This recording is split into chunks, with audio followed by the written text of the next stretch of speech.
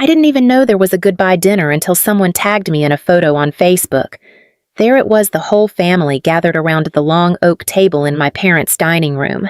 My sister Jenna in the center, her blonde hair in messy waves, laughing as she held a champagne flute. My parents flanking her, beaming like she'd just graduated from NASA. Her husband Brian smiling tightly, and Ellie and Max, her two kids, sitting cross-legged on the floor with paper crowns on their heads. The caption read, "One last meal in the old house before the freedom journey begins." So proud of Jenna for chasing her dream, I blinked. I wasn't in the photo. I wasn't in any of them. Later, I found out my mom had texted me an invite the night before, a single message buried between grocery coupons and a forwarded meme saying something like, "If you're free tomorrow, swing by." I hadn't been free. I had a late client meeting and no idea they were throwing a full dinner party to honor Jenna's big leap into van life. A leap, by the way, funded by selling the house I had helped her keep more than once. When I asked about it, my mother said, "We assumed you were too busy. You're always working." I didn't argue. I'd grown up in the shadow of those assumptions. But a week later, when I stopped by their house to drop off some paperwork my dad had asked me to review his Medicare forms, I noticed the goodbye photo framed in the hallway. They'd blown it up, enlarged it, glossy print, hung at eye level. I stared at it for a long minute. Not because I expected to see myself, I knew I wasn't in it, but because of where the photo had been taken. My mother's dining room has 10 chairs. Always has. But that night in the picture, there were 11 people, and one of them was sitting in a folding chair tucked in next to the end of the table between the trash can and the sideboard. That was where they'd saved a seat for me. Not that I ever showed up. Maybe it wasn't intentional. Maybe someone just grabbed an extra chair at the last minute. But maybe it was a metaphor. Maybe I'd been downgraded, folded out of frame. When I left, my dad asked if I'd help Jenna review some of the van paperwork. She was trying to register her converted Mercedes Sprinter as a tiny home on wheels. I said I had back-to-back meetings all week. He just nodded. No pushback, no follow-up. That folding chair lingered in my mind long after the conversation ended. It creaked a little in the photo, like it knew it didn't belong. And I couldn't stop wondering, when did I stop being invited and start being expected? It didn't happen all at once. That's the thing about being erased. It's rarely a single moment. More often, it's slow, subtle, kind. It comes disguised as you're so responsible or you've got it all figured out. At first, I thought I was being respected. Later, I realized I was being used. When Jenna and I were kids, she was the light, chaotic radiant, the one who walked barefoot through our neighborhood in winter singing. I was the one who followed behind her, picking up the mittens she dropped. By age 13, I was babysitting for half the block. At 17, I took a part-time job after school to start saving for college. My parents called me our little rock. I thought it was love. I know now it was weight. Jenna coasted. She quit jobs the way some people change phone cases.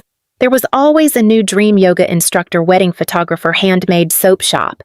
When she got a scholarship to an art college in Colorado and left halfway through sophomore year to follow a guy on tour with a jam band, our parents said, "She's just finding herself." The tuition refund didn't cover the credit card debt. I paid it off. Quietly. I didn't mean to start keeping track, but I did. When her first apartment lease fell through, I co-signed the next one. When she got married and ran out of money a month before the wedding, I paid for the photographer and the deposit on the venue. I told myself it was a gift. I told myself she would settle down. I told myself it would be the last time. It never was. When Ellie was born, I opened a savings account in her name. I did the same for Max, even though Jenna rolled her eyes when I mentioned compound interest. "You always think too far ahead, Rach," she said once. "That's how we end up stuck." Maybe. But I always believed children deserved a parachute even if their parents didn't pack one. The worst part wasn't the money. It was how invisible I was in the story Jenna told about her life. When she posted a birthday collage for Ellie last year, there were 10 photos. Balloons, cupcakes, handmade decorations. Caption, "Thank you to everyone who made this day so special." She tagged our parents, her in-laws, her yoga friend, not me. That year, I'd stayed up late the night before building the gift that Ellie still played with every morning, a wooden art table with her name carved across the front. I didn't say anything. It felt petty, but something inside me dimmed. The next month, my mom casually mentioned that Jenna told her I offered to cover the extra van conversion costs, the same van they later drove into the Nevada desert. I hadn't offered. I'd said I could look at their budget if needed. But by the time the words reached my mother, I'd become a donor again. Like always. I wasn't a sister anymore.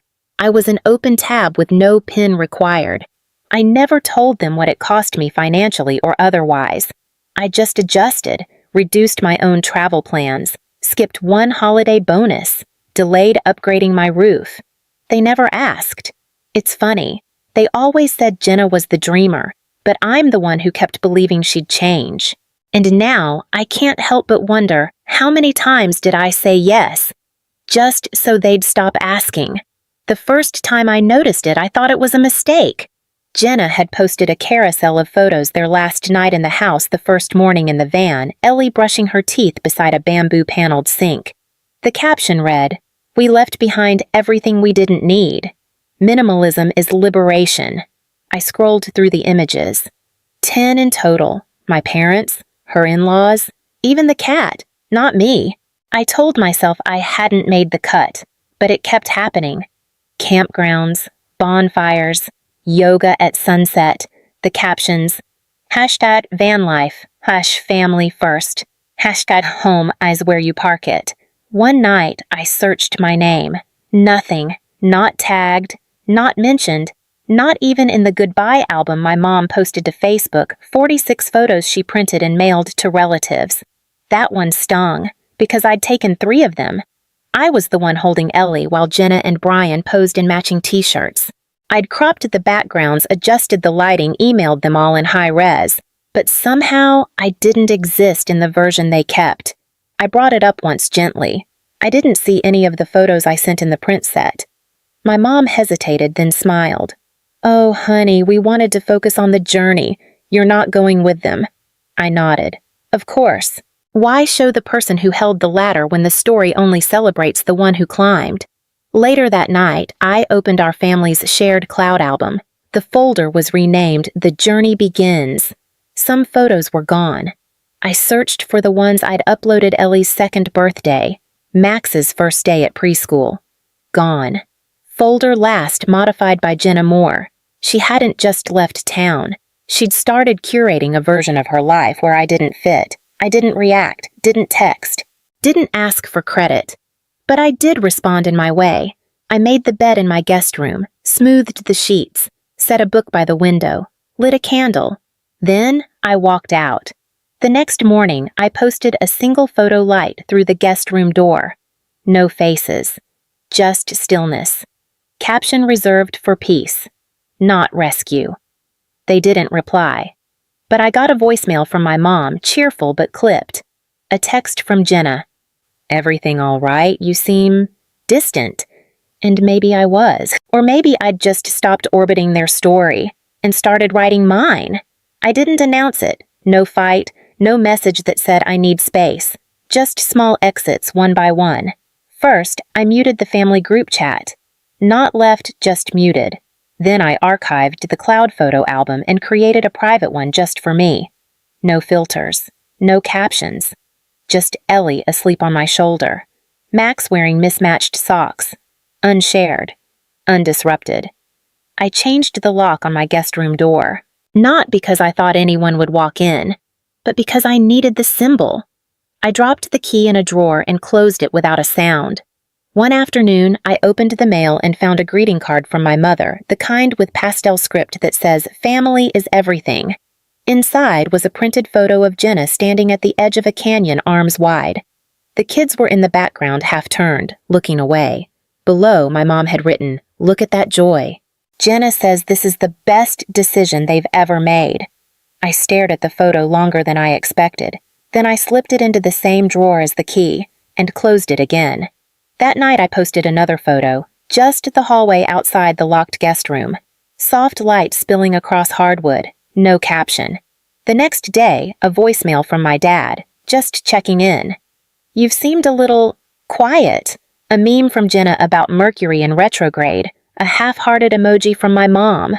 I didn't answer, not because I was angry, but because stillness had finally arrived, and for once, I didn't need to explain it. I started rising earlier, making slow coffee, reading again.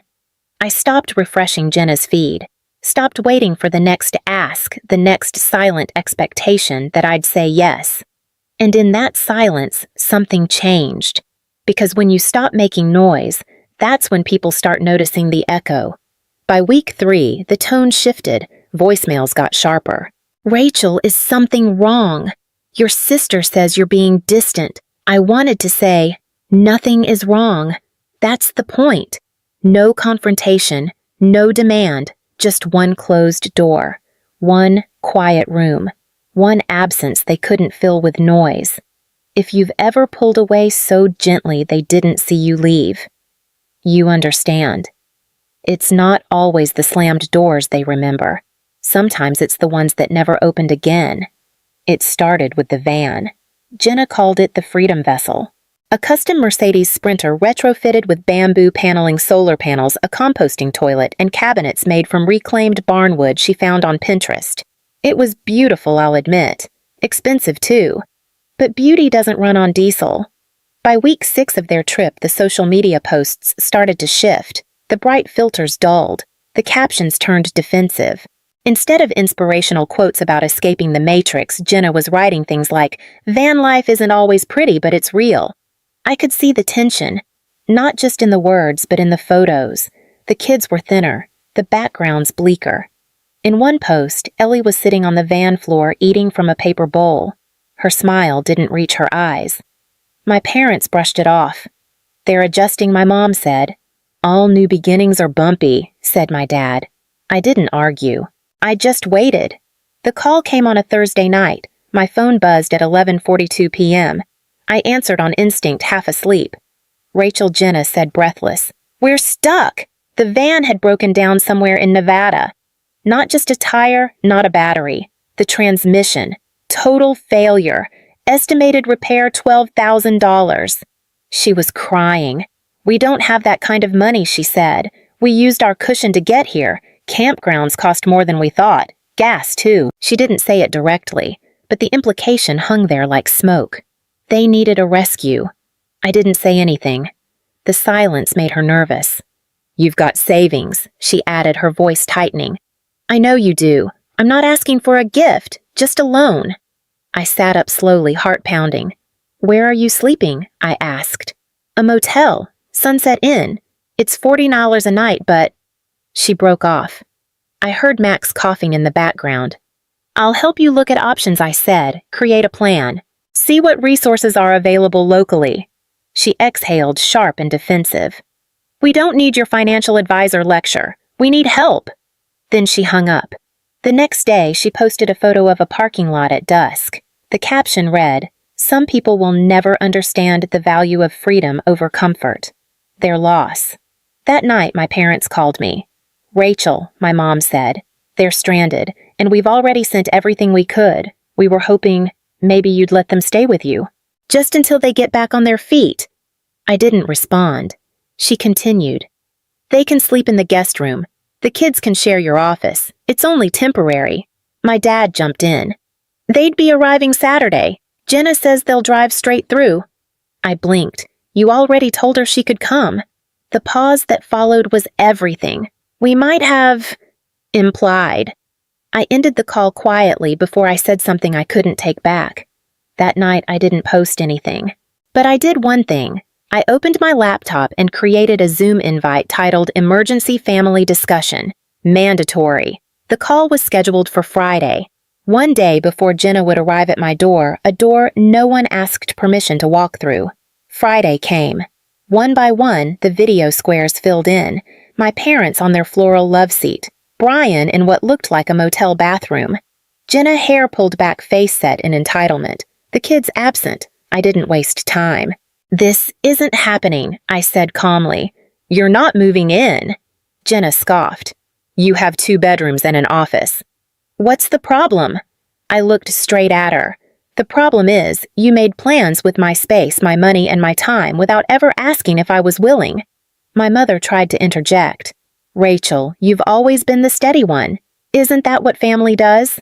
No, I said. Family doesn't mean ignoring every consequence and then dropping the wreckage at someone else's door. Jenna rolled her eyes. But then something I didn't expect. Brian shifted forward on his screen, cleared his throat. She's right, he said. Everyone froze. What? Jenna snapped. Brian didn't look at her. I've been trying to hold it together, but the truth is, this was a disaster from day one. You spent money we didn't have. You ignored every warning. You gambled our kids' safety on an Instagram dream. Don't do this, Jenna whispered, but he didn't stop. Ellie cries at night. Max has nightmares. They're tired, hungry, confused, and you're still pretending it's fine. He turned to me. Rachel, thank you for trying to stop it before it got this far. It was the first time someone in the family had ever thanked me not for fixing something but for telling the truth. If you've ever watched someone burn everything down and then hand you the ashes, you know the difference between rescuing and being wrecked alongside them. And sometimes the only way to keep standing is to refuse to be the floor they fall onto. The day after the call, no one reached out. For 24 hours, it was blissfully silent, until my dad's number flashed on my screen. Your mother's upset, he opened. So is Jenna. I waited. They're not mad about what you said, he continued. They're just surprised at how you said it. I almost laughed. You mean directly? He sighed. Look, we're not here to fight. But the kids, Rachel, they need stability. I agree, I said. That's why I won't let them stay here. You have the space he pressed, and the means. You keep confusing having with owing. He was quiet for a moment. Then, more gently, 3 months, just to regroup. And then, what I asked. He didn't answer. That night, I received an email from my mom. No greeting, no sign-off, just blocks of justification.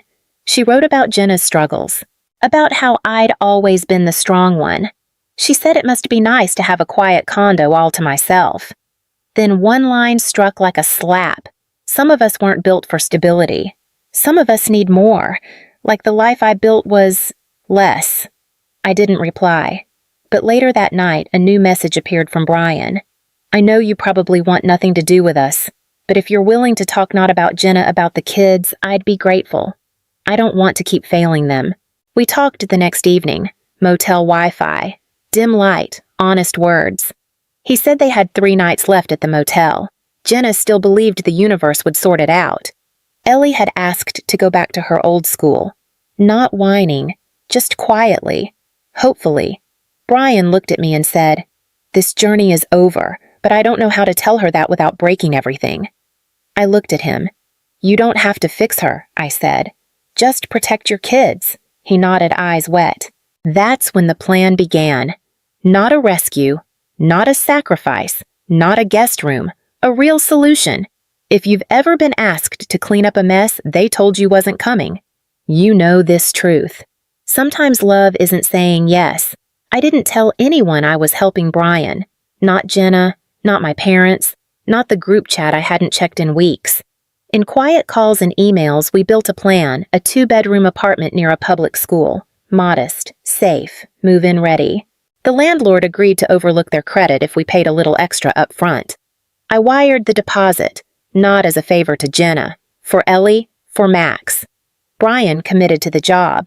He enrolled the kids himself, started therapy applications through the district. Still, I told no one. Let them think I was being cold. It was easier than explaining what it cost to always be warm. A week later, Jenna called. No hello. Mom says you're ignoring everyone. I didn't answer. She says you refused to help. Still nothing. You really think you're better than us? I paused, then said evenly, No. I think I've finally stopped proving I deserve a seat at a table that never had a place for me. She went silent. The next day, my mom left a voicemail. If you turn your back on your sister now, don't expect this family to ever look at you the same again. I didn't call back. Instead, I took out a blank sheet of paper and wrote one sentence I was always here. You just lived easier when I disappeared. I folded it, slid it into the drawer with the guest room key, closed it. A few days later, Brian sent a photo Ellie in her new room. Pajamas. A book in her lap. Not perfect, but steady. There was a door behind her, open, light coming through. No hashtags, no captions, just stillness. And I thought, after all these years of being the safety net, this time I didn't catch them, I just stepped out of the way. And somehow they learned how to land. If you've ever been called selfish for protecting your space, just remember, stillness isn't cruelty. It's the sound boundaries make when they're finally respected. Spring came slowly that year. Snow melted along the edges of sidewalks outside my condo. The lake, once steel gray and restless, settled into soft ripples that sparkled in the morning light. Everything felt a little quieter, not lonely, just quieter. Jenna didn't call again, not for weeks. But one afternoon, I received a letter. Real paper, no return address. Inside was a folded piece of notebook paper torn at the edge. On it, drawn in crayon, was a child's sketch, 2 stick figures standing in front of a square house. A tiny rectangle labeled room, the sun in the corner, a tree with pink scribbles. At the bottom, in shaky handwriting, one sentence. This is our new home, signed Ellie. I stared at it for a long time, not because it was surprising, but because for the first time, no one had asked me for anything. They just showed me what they'd finally chosen. I didn't write back. I didn't frame it. Didn't hang it on the fridge. I slid it into the drawer with the key, the same key I had once held onto for hope, for obligation, for family. Then I closed the drawer and left it closed. Weeks passed. My parents didn't call. I saw my mother post a birthday photo of Jenna, just the two of them eating lunch at a cafe, pretending nothing had ever cracked. I didn't like the photo. I didn't comment, but I didn't feel forgotten. I felt finished. Later that spring, I visited Ellie and Max. I flew out to see them not as a savior, not as a fallback plan, just as Rachel, Aunt Rachel. We went to the park, ate grilled cheese on paper plates. Max told me about his dinosaur club at school. Ellie showed me a spelling test she got 100% on. They looked happy, not picture perfect, just real. I didn't stay long, just long enough to remind them I was still here in the way that mattered. Before I left, Brian pulled me aside. He didn't say thank you. He didn't have to. He just nodded once and said, "We're going to be okay." And I believed him.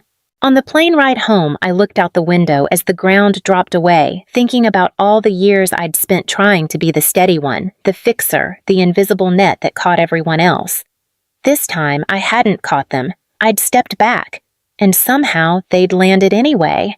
When I got home, the guest room was exactly as I'd left it, clean, still untouched. The bed was made, the book still by the window. One shaft of late sunlight stretched across the pillow. I didn't take a photo. I didn't post anything. I simply stood in the doorway and looked at that quiet, empty room. And for the first time, I didn't feel guilty.